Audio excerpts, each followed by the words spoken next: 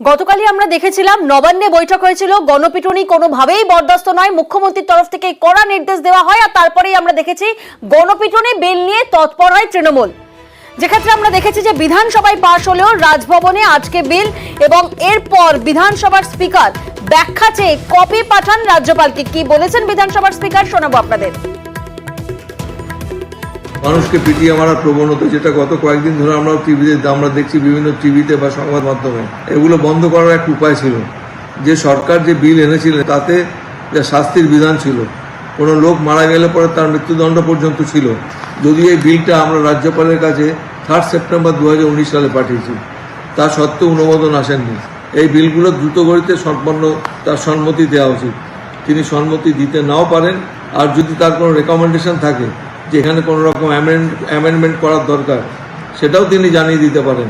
কিন্তু দুর্ভাগ্যজনকভাবে এই বিলটা যখন গেল রাজ্যপালের কাছে, তিনি এতে কোনো মন্তব্য করলেন না, তিনি বিলটা ওইভাবে হিমঘরে ফেলে রেখে দিলেন। মানুষের মনে একটা ভয় দরকার আছে যে শাস্তির বিধান থাকলে পরে ন্যাচারালি তাদেরও অনেক ভয় থাকবে। আর আমরা শুনলাম যে এবার রাজভবনে আটকে থাকা গণপিটুনি বিল নিয়ে ব্যাখ্যা রাজ্যপালের। ঠিক কি ব্যাখ্যা দিলেন, কি বিবৃতি দিলেন, জানবো বিস্তারিত। প্রতিনিধি সোমরাজ এই মুহূর্তে আমাদের সঙ্গে রয়েছেন। সোমরাজ, রাজ্যপালের বিবৃতি কি? দেখো, মূলত গণপিটুনি বিল যে কেন রাজভবনে পড়ে রয়েছে তার নির্দিষ্ট ব্যাখ্যা দিয়েছেন রাজ্যপাল সিপি আনন্দ বোস।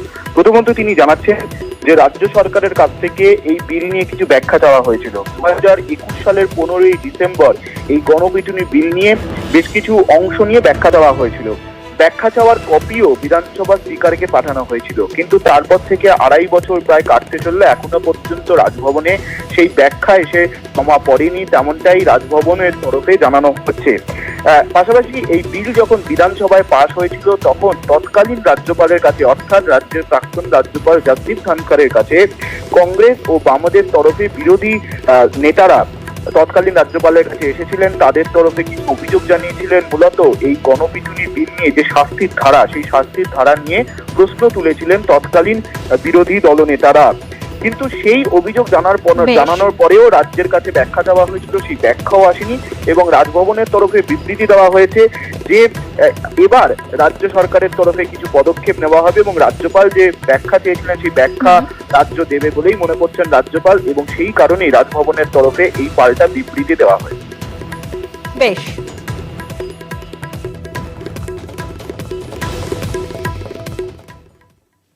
আমরা দেখেছিলাম গতকাল আড়িয়াদহে মা ছেলেকে মারধরের ঘটনায় বিক্ষোভে উত্তপ্ত হয়ে পড়ে আড়িয়াদহ। আর আজ ফের ধরপাকড়, ডানলপ থেকে গ্রেফতার আরো 2 অভিযুক্ত।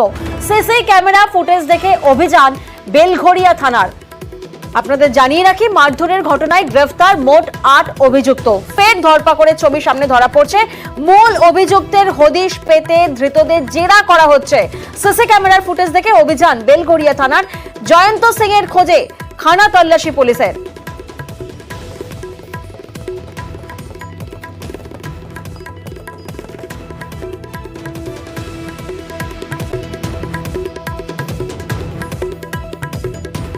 আর যে ছবি আপনাদেরকে দেখাচ্ছি, অর্থাৎ মূল অভিযুক্ত জয়ন্ত সিং। নিশ্চয়ই আপনাদের মনে প্রশ্ন জাগছে, কে এই জয়ন্ত? জয়ন্তের দাপটে নাকি এলাকায় কেউ মুখই খুলতে পারেন না। আড়িয়াদহে মা ছেলেকে মারধরে অভিযুক্ত জয়ন্ত বিভিন্ন অসামাজিক কাজে যুক্ত। 2 বছর আগে মারধর ও গুলি চালানোয় গ্রেফতার করা হয় তাকে। আর তারপর জেল থেকে বেরিয়ে ফের গুন্ডামিতে যুক্ত হয় জয়ন্ত সিং। জুয়া, সাট্টা, মধুচক্র, বিভিন্ন অসামাজিক কাজের সঙ্গে অভিযুক্ত এই জয়ন্ত সিং। জয়ন্তের দাপটে কেউ মুখই খুলতে পারেন না এবং জয়ন্ত সিং বিধায়ক ঘনিষ্ঠ বলেও দাবি করা হচ্ছে।